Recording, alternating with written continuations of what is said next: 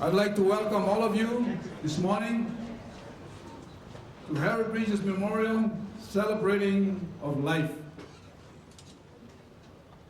President Emeritus Harry Bridges, as we all know, died March 30th, 1990, at the age of 88. In behalf of the ILWU, the officers and members of Local 142, I would like to express our deepest sympathy to Noriko Bridges and her entire family. I remember Harry in my younger days when he came to the plantations and taught us, the younger Turks, to have faith in the working class and the workers. But Harry always referred to us as a working stiff. Harry always believed that the workers of the world should be united together, stick together, and they can do a lot for the workers and their community. Harry's heart and soul was always with the union and with the rank and file. In my opinion, because of Harry's guts and leadership, we today has benefited in more ways than one, as far as we can imagine. Local 142, in honoring Harry Bridges upon his retirement, with series of get-togethers, pledged to keep the faith in the union movement forever, organize the unorganized,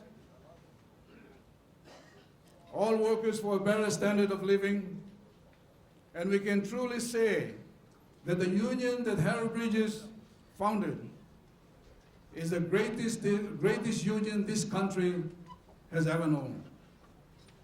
I'd like to say thank you, Harry, wherever you are, for the everlasting gift of kindness and knowledge and leadership that you have left us with us here in Hawaii.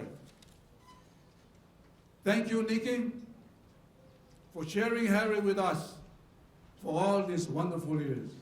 Aloha.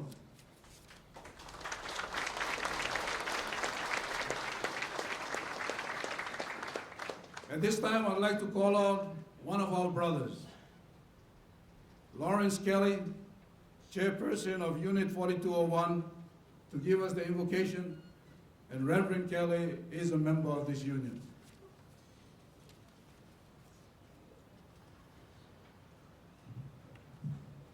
Mahalo, Brother Eddie. Before I give the invocation for our beloved Harry Bridges, I would like to extend my warmest aloha to all our distinguished guests, our international officers, our local officers. A special aloha to Nikki for coming all the way from San Francisco to participate in this wonderful occasion. And to all the working stiff that have come today, to join in this celebration of life, that we today, because of Harry, are the beneficiaries of something that this state has never seen before. As far as wages and working conditions are concerned, because of this great union that Harry helped to form and build and struggle for, we are the beneficiaries of all the fruits of their struggle. I remember Harry, when he first came down here for our workshops with the international, with all around the parts of the West Coast, Canada and Alaska, and down to Hawaii, to get a feel of how the members taught. And I remember two of our brothers standing up and singing the praises of their experiences as members of the ILWU and of all the wisdom and knowledge that they had gained by participating as officers, as organizers, as members of this union. And after they were finished, Harry stood up And Harry said, I am the president of this international. I've sat and sat down with kings, if you must say, people of high stature in politics, in the realm of economics, in the labor movement. In every phase of this life, I sat down with them. I've gained and I've learned many things. People look at me and say that this man has all the smarts of a union leader. But I tell you this, all that I know and all the wisdom and knowledge that I have gained could not fill the tip of my little finger. And that was Harry. He was a working man's working man. And we call him Harry, and nothing more, nothing less. And I thank each and every one of you for coming and sharing this particular time with us here in Hawaii. Kulikako. E Yehova Hebolele, kia kui ka hiko ia I ka nani, ka ihi a me ka hano hano, ki ho mai ka I ke hozana ke mililani, a ho owa aku ni māku ia oe. No laila, e aloha mai oe I kau po I kaua e a poko mai nei. Ai ho mai kai mai I o māku a me ka māku mauhana. Ai launa pu mai I ko uhani he mulele. Me māku I kuriki ai ka māku lawe lawe ana me kau. E make make ai. No laila, e ho onani I ai oe. I loko o kai no o ka makua ki keiki a me ka uhani he mulele. Amen. I have the honor of bringing the gratitude of the people of Hawaii for the life that Harry Bridges shared with us, and also extending our deepest sympathy to Mrs. Bridges and her family for their loss. Unlike many of you in the audience, I can not claim to have known Harry Bridges. Perhaps Dickie might have known him, I don't know, in the political system. But he, as you know, was a gentleman before our time. But nevertheless, having not met him, we over the years have got to, on one level, got to learn a lot about him, that he was a principled fighter for the rights of human beings and workers, that he dedicated his life so that working people could have a better one for themselves and for their families. But that's only on one level. See, the Harry Bridges that I know is the Harry Bridges that laid the foundation for me being here today. While never having met the person, I have felt his influence in my entire life. I grew up in a little plantation town along with people like Dwight Takamini, called Honoka'a on the Big Island. And growing up there, we were part of a system that Harry Bridges changed. Because of his work, economic democracy came to the docks of Hawaii and to the plantations. We hear stories about the great sugar and pineapple workers' strikes in 1946 and 47, about the longshoremen's walkout in 49, and all of that are there for us as great achievements and as the foundation of economic democracy. When I was growing up, I remember the little strikes that occurred in our neighborhood. They're not even necessarily repeated in the history books. But what I remember was when the sugar workers went on strike, the entire community came down to the gym to feed the people who were no longer working. That all of us pulled together as a community for the improvement of that community. And when my father and his union went through the same experience, the sugar workers came over and helped us. Because you see, all of us were together as a community working for our rights and our dignity as human beings. That's the legacy that Harry Bridges brought to the little town of Honoka'a. And the union that he helped to create in Hawaii was a union that recognized that the benefit of workers came from more than just a negotiating table. It wasn't only a question of wages, it was a question of the quality of life for their workers and for the entire community. the ILWU in this state has become a union that is known to be on the side of human rights, of community improvement, and of making a better state for everyone.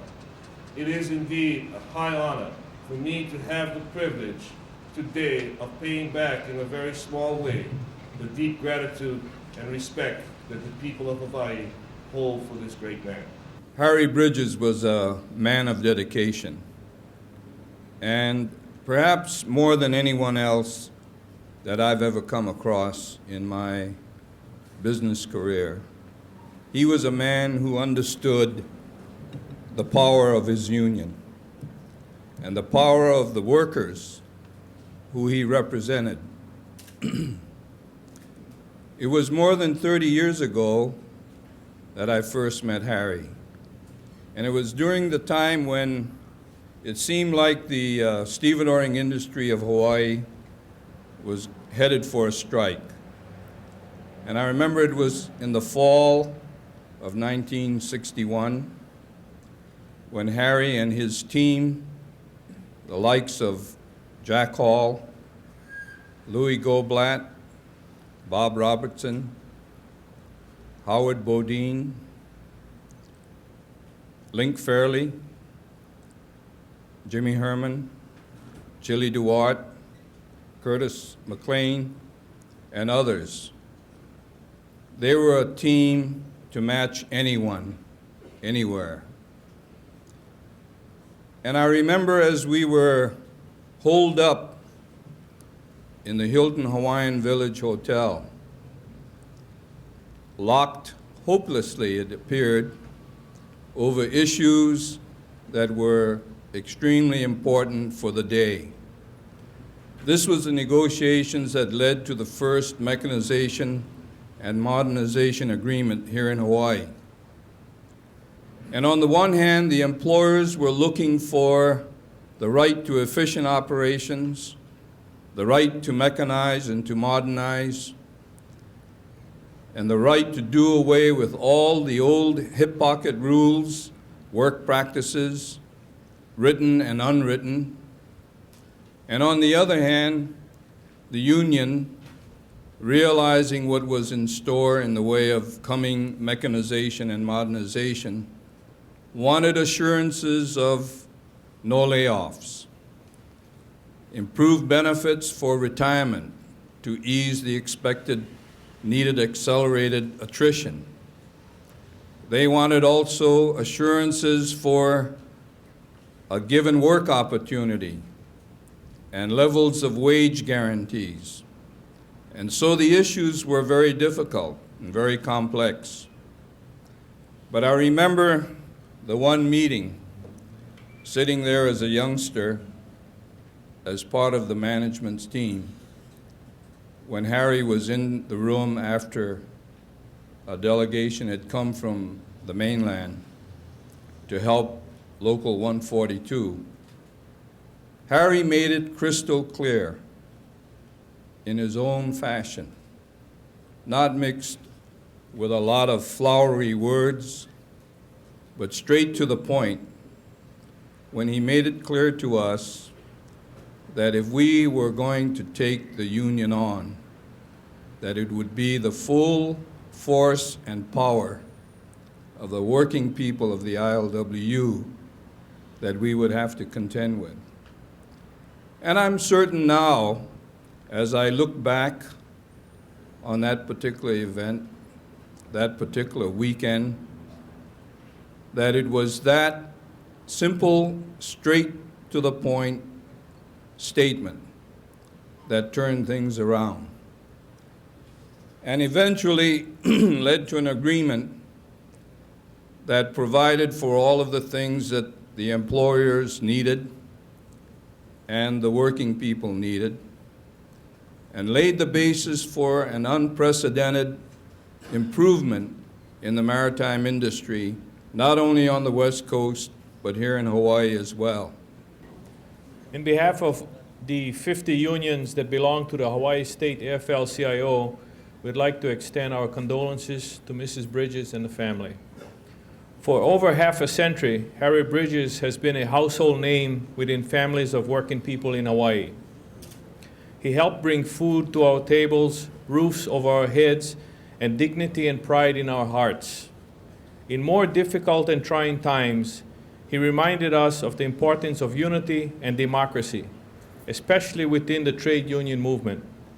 For 12 years, he served as regional director of the CIO for the 9 western states and the territories of Alaska and Hawaii.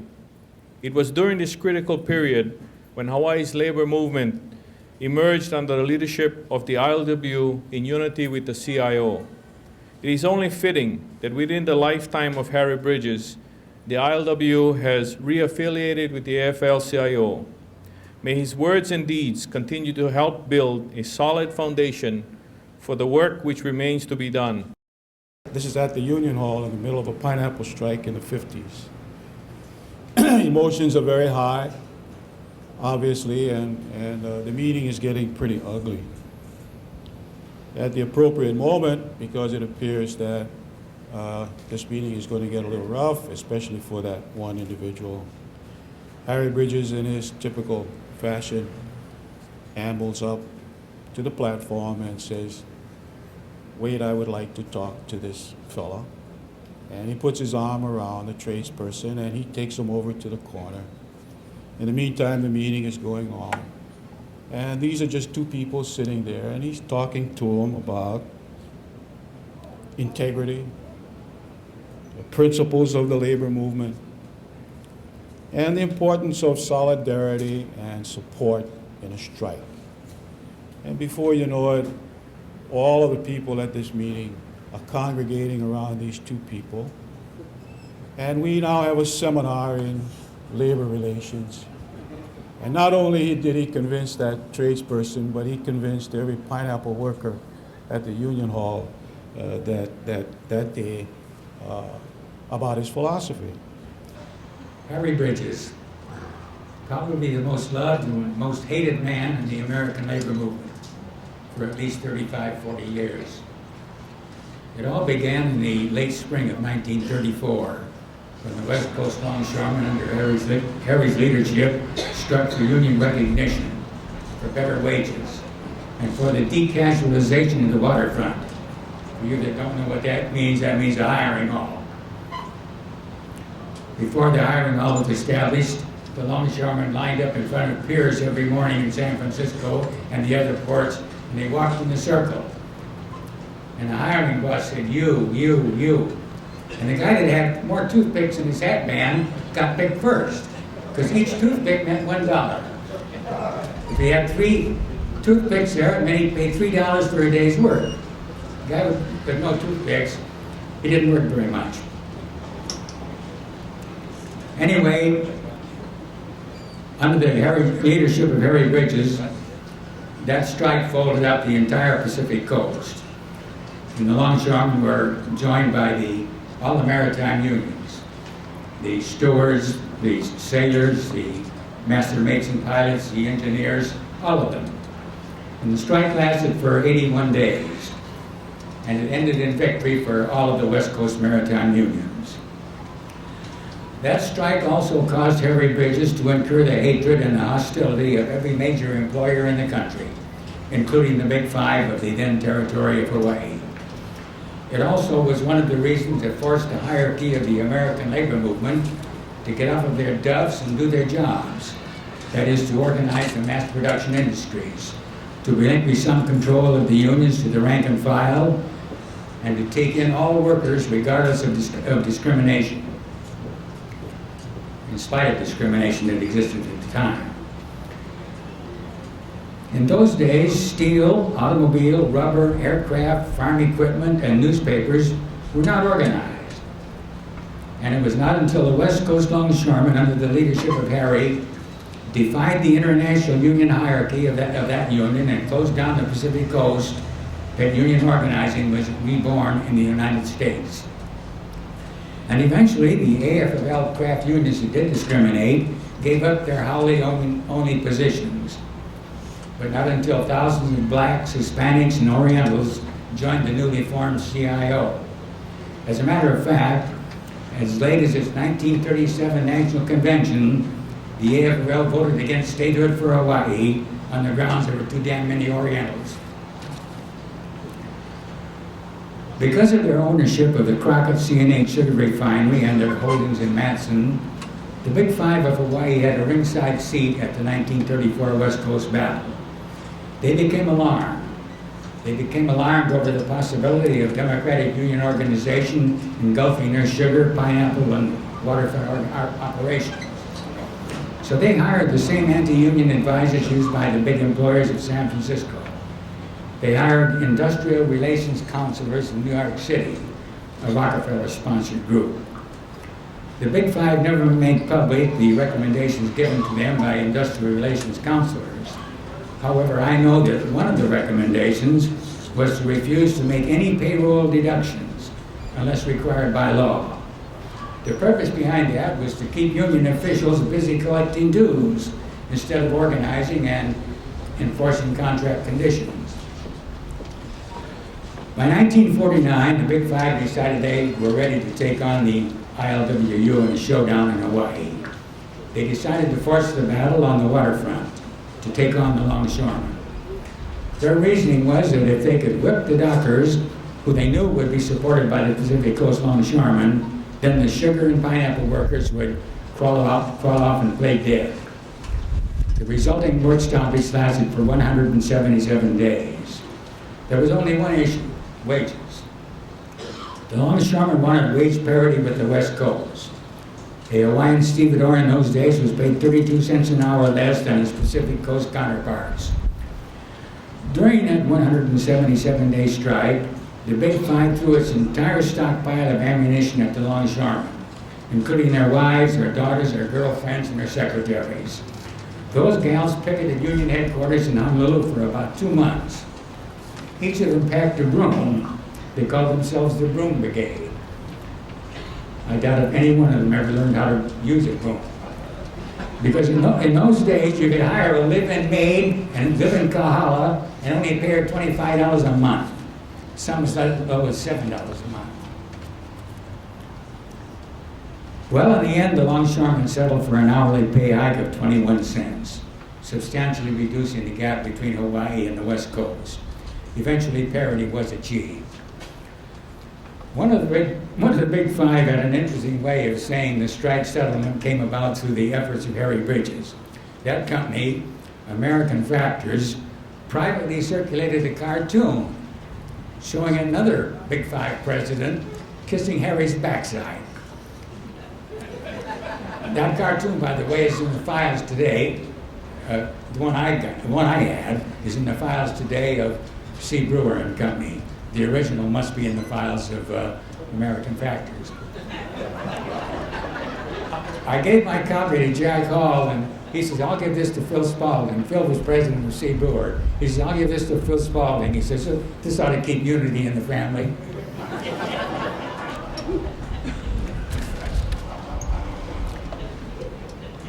As the waterfront employers of the Pacific Coast lost in their many efforts to smash the ILWU and to deport Harry Bridges to his native Australia, the Big Five came up losers too.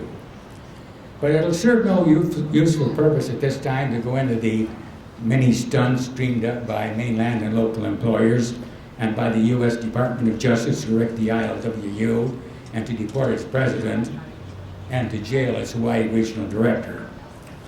However, here's an anecdote that reveals some of the quaint reasoning of the Hawaii employers of years past. In 1943, during World War II, I represented the independent marine engineering and dry dock workers in an arbitration hearing which had been ordered by the Office of the Military Governor. The company involved was Hawaiian Tuna Packers, its shipyard division. The company was represented by Montgomery Wynn. Monty Wynn was the attorney who acted as midwife when the Hawaii Employers Council was born.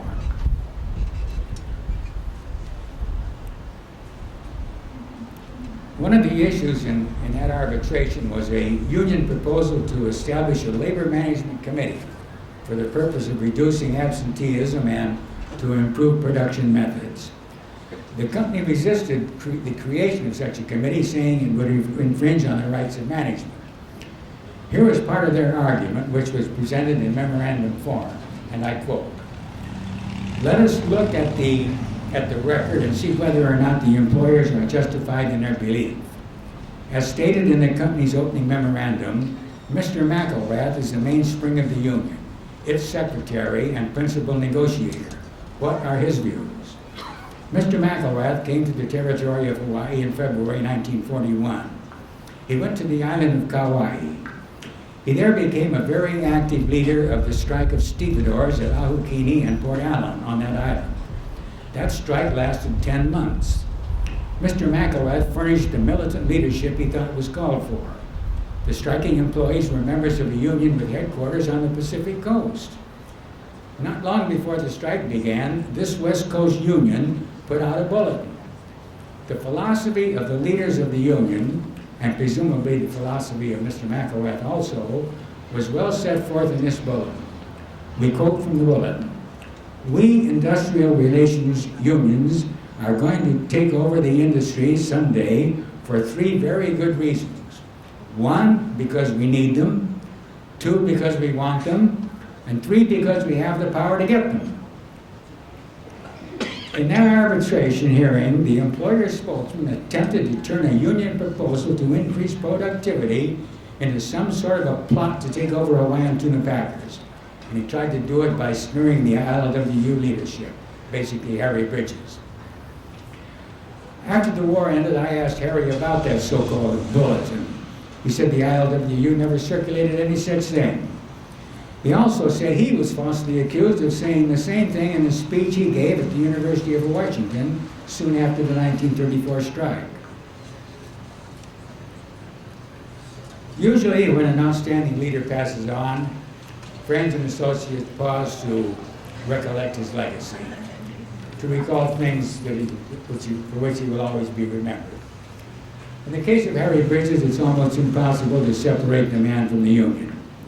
As Harry used to say, I can spend 10 years negotiating with the bosses, but if I don't have a united militant rank and file behind me, I'll never talk the boss out of a damn thing. He would point out that strikes are won by rank and file solidarity, not by union officials. So when we look at the legacy of Harry Bridges, we look at the results of more than 40 years of economic and social gains made by ILWU members and their friends when Harry Bridges was president of the union. In Hawaii, we see the only agricultural workers in the United States who are not paid wages set by the laws of supply and demand, meaning the boss. Large numbers of Hawaii's sugar and pineapple workers own their own homes. They send their children to universities. They are the leaders, socially and politically, in their communities.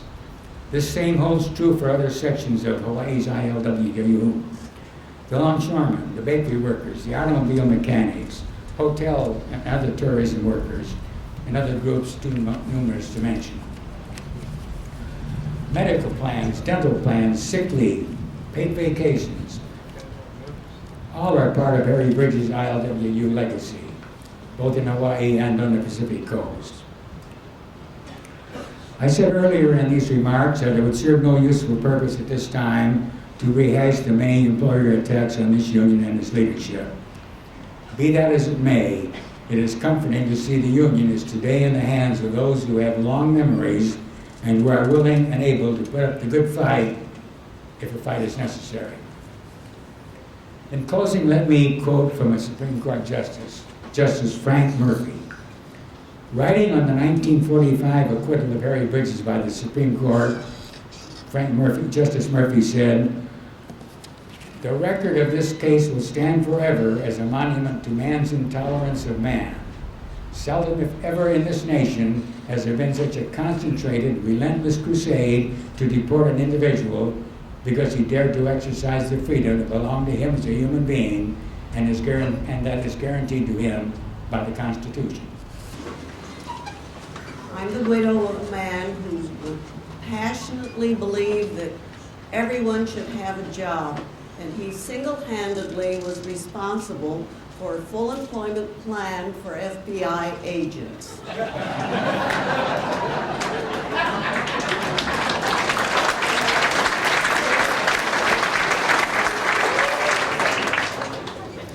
He loved to organize. He never stopped organizing. To my knowledge, he was the only man who went to jail for declaring that we should get out of Korea, that there should be a ceasefire and negotiations should commence. Well, while he was in jail, during exercise period, the men came around and said, how come you, a big shot with these high-priced lawyers, are in jail? And he pointed to a man who had a bullet hole in his sleeve for being caught holding up a bank. And he said, well, I'm a hold-up artist like you. And instead of a gun, I use the economic weapon and I hold up the employers for millions. While in jail, the trustees, the guards, came around to complain about their working conditions. So in 3 weeks, he was able to organize them into the Teamsters Union. And they're still members. Harry was also a father. Kathy, I think, was about 8 one day when she said to Harry, Daddy, why aren't you the boss in the family? You're the oldest. And so he slammed his hand down on the table and the dishes danced, and he said, I'm the boss. I'm the boss. Well, that evening as she was having a bath and was there for quite a while, I said, get her out of there. So I heard him go in and say, Kathy, your mother wants you to get out of the tub. Harry was a very resourceful man. When he was at the Edgewater Hotel, which is no longer in existence, one night he went into the bathroom and closed the door behind him. Well, he found he was out in the hall without a stitch on to protect from the side of passers-by himself and his Gentiles, as we call them. He took the elevator down to the basement, wrapped himself in a sheet like a Roman senator, and presented himself in the lobby and asked to be led into his room. Well, the night clerk never stopped laughing about that.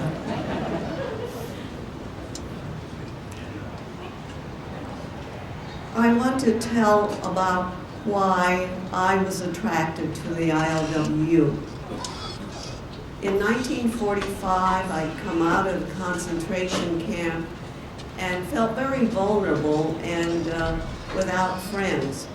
Well, in 1945, a lot of other Nisei soldiers and evacuees had come back to the Bay Area.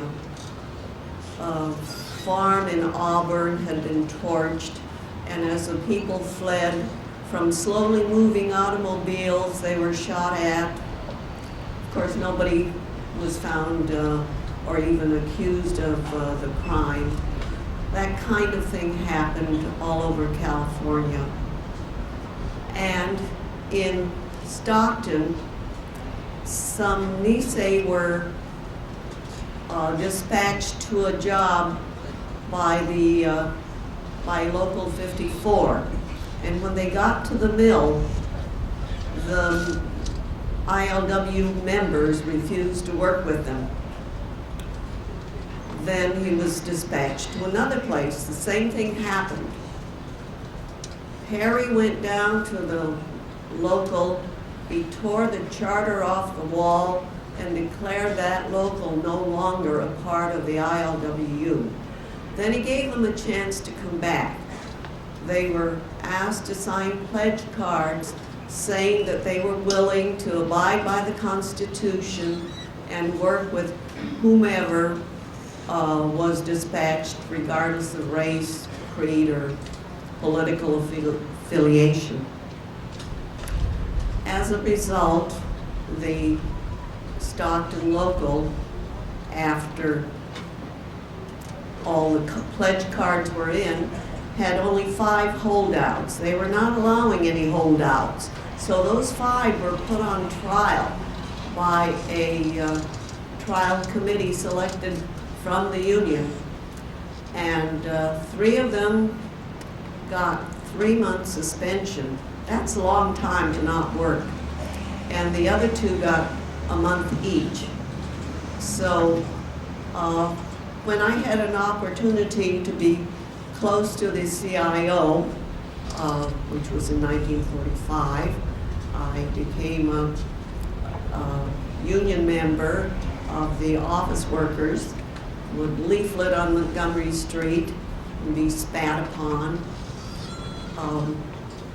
And then when it was possible to get close to more power, I did, and we went to Reno.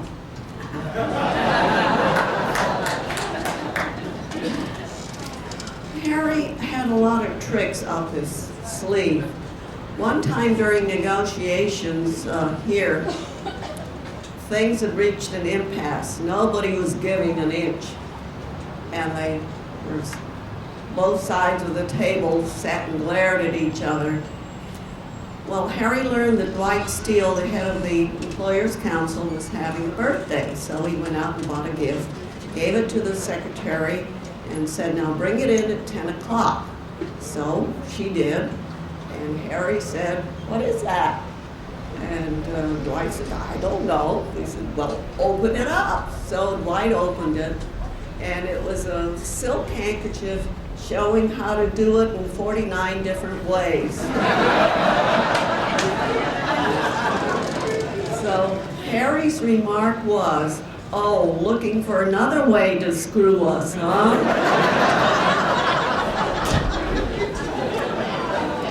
So the tension was broken, and eventually they did come to a compromise. I don't know, I can tell you lots more stories, but I won't. I want to thank you all for coming.